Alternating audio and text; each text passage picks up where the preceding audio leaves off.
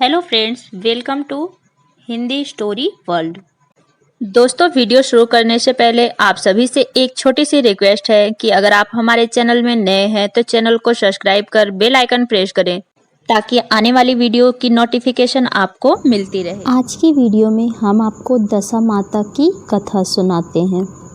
प्राचीन समय में राजा नल और दमयंती रानी सुखपूर्वक राज्य करते थे। उनके 2 पुत्र थे। उनके राज्य में प्रजा सुखी और संपन्न थी। एक दिन की बात है कि उस दिन होली दशा थी। एक ब्राह्मणी राजमहल में आई और रानी से कहा, दशा का डोरा ले लो। बीच में दासी बोली, हाँ रानी साहिबा, आज के दिन सभी सुहागिन महिलाएं दशा माता की पूजन और व्रत करती हैं तथा इस डोरे की पूजा और इसको गले में बांधती हैं, जिससे अपने आप घर में सुख समृद्धि आती है। अतः रानी ने ब्राह्मणी से डोरा ले लिया और विधि अनुसार पूजन करके गले में बांध लिया। कुछ दिनों के बाद राजा नल ने दमयंती के गले में डोरा बंधा हुआ देखा।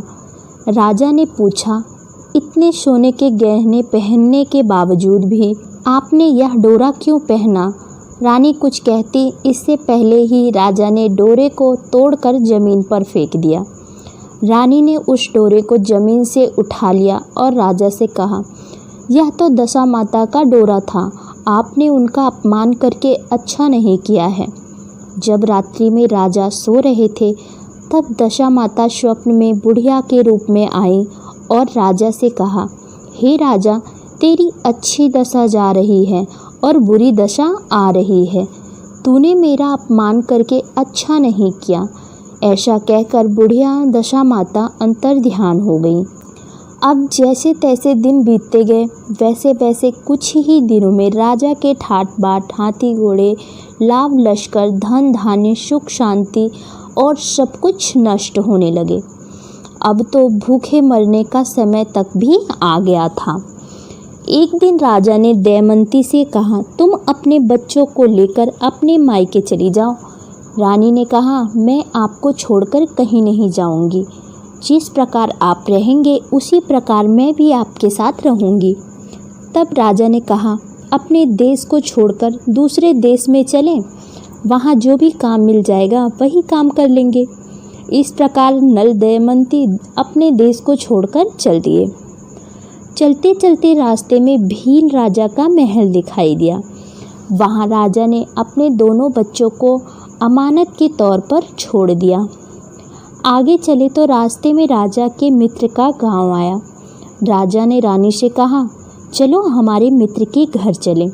मित्र के घर पहुंचने पर उनका खूब आदर सत्कार हुआ और पकवान बनाकर भोजन कराया गया। मित्र ने अपने शयन कक्ष में सुलाया। उसी कमरे में मोर की आकृति की खूंटी पर मित्र की पत्नी का हीरो जड़ा कीमती हार टंगा था। मध्य रात्रि में रानी की नींद खुली तो उन्होंने देखा कि वह बेजान खूंटी हार को निगल रही थी। यह देखकर रानी ने तुरंत राजा को जगाकर दिखाया और दोनों ने विचार किया कि सुबह होने पर मित्र के पूछने पर क्या जवाब देंगे, अतः यहाँ से इसी समय चले जाना चाहिए। राजा रानी दोनों रात्रि में ही वहाँ से चल दिए। सुबह होने पर मित्र की पत्नी ने खूंटी पर अपना हार देखा। हार वहाँ नहीं था। वह अपने पति से कहा, तुम्हारे मित्र कैसे हैं जो मेरा हार चुराकर रात्रि में ही भाग गए? मित्र ने अपनी पत्नी को समझाया कि मेरा मित्र कदापि ऐसा नहीं कर सकता है, धीरज रखो, कृपया उसे चोर मत कहो। आगे चलने पर राजा नल की बहन का गांव आया। राजा ने बहन के घर खबर पहुंचाई कि तुम्हारे भाई भौजाई आए हुए हैं। खबर देने वाले से बहन ने पूछा, उनके हाल चाल कैसे हैं? वह बोला, दोनों अकेले हैं, पैदल ही आए हैं तथा वे दुखी हाल में हैं। इतनी बात सुनकर बहन थाली में कांदा रोटी रखकर भैया भाभी से मिलने आई। राजा ने तो अपने हिस्से का खा लिया, रानी ने जमीन में गाड़ दिया। चलते चलते एक नदी मिली। राजा ने नदी में से मछलियाँ निकालकर रानी से कहा कि तुम इन मछलियों को भूंजो, मैं गांव में से परोसा लेकर आता हूँ। गांव का नगर सेठ सभी लोगों को भोजन करा रहा था। राजा गांव में आया और परोसा लेकर वहां से चला तो रास्ते में चील ने झपट्टा मारा, सारा भोजन नीचे गिर गया। राजा ने सोचा कि रानी विचार करेगी कि राजा तो भोजन करके आ गया और मेरे लिए कुछ भी नहीं लाया। उधर रानी मछलियां भूनने लगी तो दुर्भाग्य से सभी मछलियां जीवित होकर नदी में चली गईं। रानी उदास होकर सोचने लगी कि राजा पूछेंगे तो सोचेंगे कि सारी मछलियां मैं खुद ही खा गई। जब राजा आए तो मन ही मन समझ गए कि वहां से आगे चल दिए। चलते चलते रानी के मायके का गांव आया। राजा ने कहा, तुम अपने मायके चली जाओ, वहां दासी का कोई भी काम कर लेना, मैं इसी गांव में कहीं नौकर हो जाऊंगा। इस प्रकार रानी महल में दासी का काम करने लगी और राजा तेली के गाने पर काम करने लगा। दोनों को काम करते बहुत दिन हो गए। जब होली दशा का दिन आया तब सभी रानियों ने सिर धोकर स्नान किया। दासी ने भी स्नान किया। दासी ने रानियों का सिर गूंजा तो राजमाता ने कहा, मैं भी तेरा सिर गूंथ दूं। ऐसा कहकर राजमाता जब दासी का सिर गूंथ ही रही थी तब उन्होंने दासी के सिर में पद्म देखा। यह देखकर राजमाता की आंखें भर आई और उनकी आंखों में आंसू की बूंदें गिरी। आंसू जब दासी की पीठ पर गिरे तो दासी ने पूछा, आप क्यों रो रही हैं राजमाता? तब राजमाता ने कहा, तेरी जैसी मेरी भी बेटी है जिसके सिर में भी पद्म था, तेरे सिर में भी पद्म है। यह देखकर मुझे उसकी याद आ गई। तब दासी ने कहा, मैं ही आपकी बेटी हूँ। दशा माता के कोप से मेरे बुरे दिन चल रहे हैं, इसीलिए यहाँ चली आई। माता ने कहा, बेटी तूने यह बात हमसे क्यों छिपाई? दासी ने कहा, माँ मैं सब कुछ बता देती तो मेरे बुरे दिन कैसे कटते। आज मैं दशा माता का व्रत करूँगी तथा उनसे गलती की क्षमा याचना करूँगी। अब तो राजमाता ने बेटी से पूछा, हमारे जमाई कहाँ हैं? बेटी बोली, वे इसी गांव में किसी तेली के घर काम कर रहे हैं। अब गांव में उनकी खोज कराई गई तो उन्हें महल में लेकर आए। जमाई राजा को स्नान कराया, नए वस्त्र पहनाए और पकवान बनवाकर उन्हें भोजन कराया गया। अब दशा माता के आशीर्वाद से राजा नल और रानी दमयंती के अच्छे दिन लौट आए। कुछ दिन वहीं बिताने के बाद अपने राज्य जाने को कहा। दमयंती ने पिता से खूब सारा धन, लाव, लश्कर, हाथी घोड़े आदि देकर बेटी जमाई को विदा किया। रास्ते में वही जगह आई जहाँ रानी ने मछलियों को भूना था और राजा के हाथ में चील ने झपट्टा मारने से भोजन जमीन पर आ गिरा था। तब राजा ने कहा, तुमने सोचा होगा मैंने अकेले भोजन कर लिया, परंतु चील ने झपट्टा मारकर गिरा दिया था। अब रानी ने कहा, आपने सोचा होगा कि मैंने मछलियाँ भूनकर अकेले ही खा ली, परंतु वे तो जीवित होकर नदी में चली गई थी।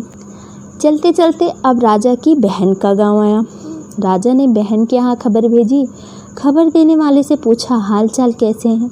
उसने बताया कि वे बहुत अच्छी दशा में हैं, उनके साथ हाथी घोड़े, लाव, लश्कर हैं।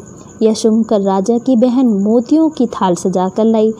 तभी दमयंती ने धरती माता से प्रार्थना की और कहा, हे माँ, आज मेरी अमानत मुझे वापस दे दो। यह कहकर उस जगह को खोदा जहाँ कांदा रोटी गाड़ दिया था। खोदने पर रोटी तो सोने की और कांदा चांदी का हो गया। ये दोनों चीज़ें बहन की थाली में डाल दी और आगे चलने की तैयारी करने लगी। वहाँ से चलकर राजा अपने मित्र के घर पे पहुँचे। मित्र ने उनका सबसे पहले सम्मान और खूब आदर सत्कार किया। रात्रि विश्राम के लिए उन्हें उसी शयन कक्ष में सुलाया। मोरनी वाली खूंटी में हार निगल जाने वाली बात से राजा को नींद नहीं आई। आधी रात के समय वह मोरनी वाली खूंटी हार उगलने लगी तो राजा ने अपने मित्र को जगाया तथा रानी के मित्र की पत्नी को जगाकर दिखाया। आपका हार तो इसने निगल लिया था, आपने सोचा होगा कि हार हमने चुराया है। दूसरे दिन प्रातःकाल नित्य कर्म से निपटकर वहाँ से वे चल दिए।